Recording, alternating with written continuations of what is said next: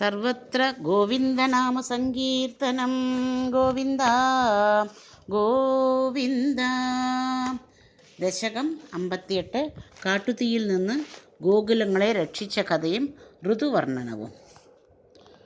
ത്വയി വിഹരണലോലേ ബാലജാലൈ പ്രളംബ പ്രമദന സവിളംബേ ദേനവഃ സ്വൈരചാരാഃ തൃണകുതുക നിവിഷ്ടാ ദൂരദൂരം ചരന്ത്യഃ കിമപി വിപിനം ഐഷീകാഖ്യം ഈശാം ബഭൂവുഃ അനധിഗത നിധാക ക്രൗര്യ വൃന്ദാവനാന്താത് ബഹിരിദം ഉപയാതാഃ കാനനം ദേനവസ്താഃ തവ വിരഹ വിഷണ്ണാം ഊഷ്മള ഗ്രീഷ്മതാപ പ്രസര വിസരത് അംബസ്യാകുലാഃ സ്തംഭം ആപുഃ തദനു സഹ സഹായൈഃ ദൂരം അന്വിഷ്യ ശൗരേ ഗളിതസരണി മുഞ്ചാരണ്യ സഞ്ജാതഖേദം പശുകുലം അഭിവീക്ഷ്യ ക്ഷിപ്രമാനേതുമാരാത് ത്വയി ഗതവതിഃ സർവതോ അഗ്നിർജൃംഭേ സഹലഹരിദീപ്തേ ഘോരഭാങ്കാരഭീമേ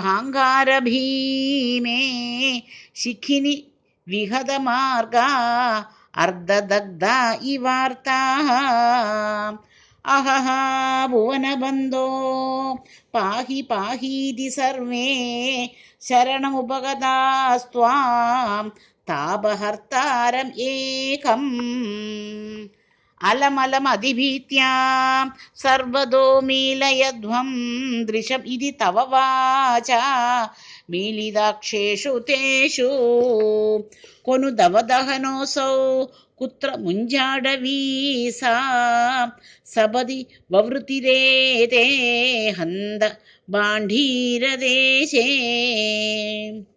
ജയ ജയ തവ മായാ കേയം ഈശേതി തേഷാം നുതിഭിരുദിതഹാസോ ബദ്ധനാനാ വിലാസഃ പുനരപി വിപിനാന്തേ പ്രാചര പാടലാദി പ്രസവ നികര മാത്ര ഗ്രാഹ്യ ഘർമാനുഭാവേ ത്വയി വിമുഖം ഇവോച്ചൈഃ താപഭാരം വഹന്തം തവ വചനവദ അന്തഃപങ്കം ഉച്ഛോഷയന്തം തവ ഭുജവത് ഉദഞ്ചത് ഭൂരിതേജപ്രവാഹം